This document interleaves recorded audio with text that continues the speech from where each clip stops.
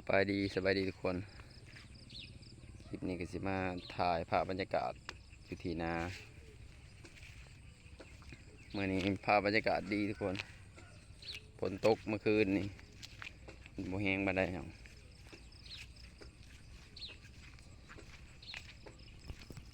สิพามาเบิ่งเขาหยอดเฮาเนาะพอดีน้ำส่วนพอดีเลยนี่ทุกคนเขาหยอดเฮานาหยอดประมาณเบิ่ง 6 7 8ไห่หยอดไม่ได้ไห่ใหญ่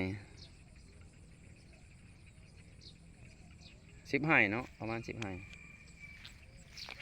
เขาหยอดเฮา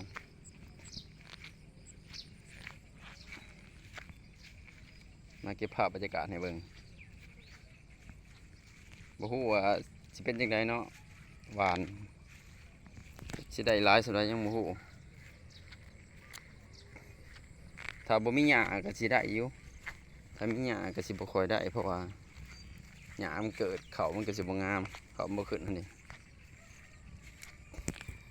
พอดีเลยนะพอดีชวนเลยพอดีหญ้าบ่เกิดพอดีชวนให้หน้าโอ้ของกระเจ้าหวานก่อนทางผูกเขียวไปเลยของกระเจ้าของหวานบลังอันนี้โอ้ออกพอดีงามเลยนี่คือหายใหญ่เฮา2 งานผู้นาลงไปทางผู้ปุ๊สุดผู้ยังหอดไฮรียังบ่ได้หวานไฮรีกับไฮต่อไฮรี2 ไฮ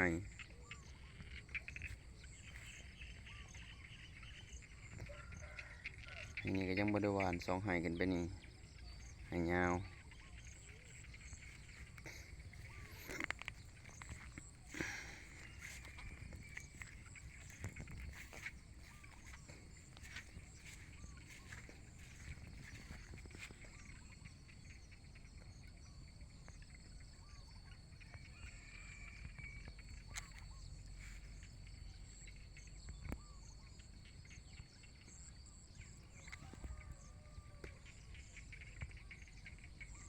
บรรยากาศ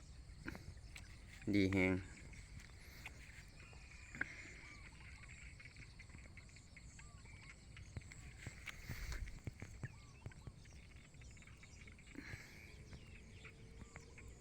เริ่มงาม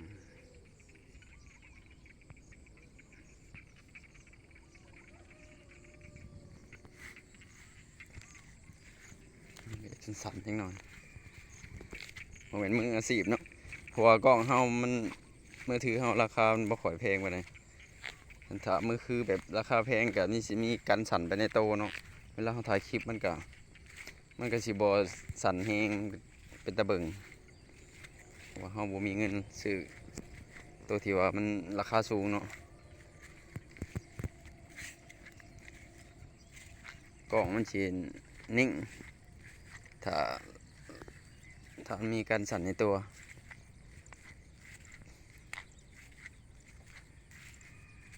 สมัยนี้มีแต่คนแบบหวานเอาบ่มีไผดำเพราะว่าการใช้จ่ายอหยังทุกอย่างแพงเบิด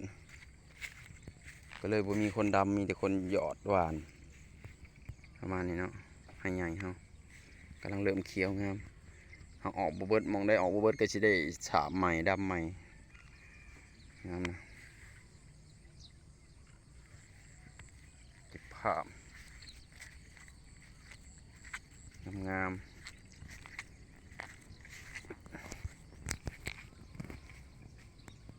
นี่คือที่นาเฮา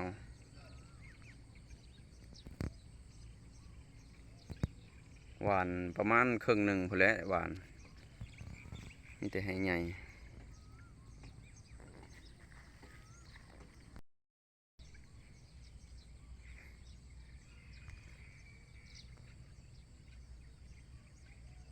โอ้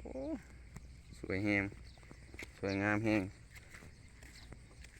บัดแล้วสิมาเก็บภาพบรรยากาศตอนมันใหญ่เนาะอันนี้ตอนมันน้อยมาถ่ายให้เบิ่งตอนมันน้อยเดี๋ยวมันใหญ่เฮาสิเก็บไปตามขั้นตอนเนาะให้เบิ่งว่ามันจะเป็นจังไดโอ้ดูสบายตาทุกคนสำหรับผู้ที่มักธรรมชาติเนาะ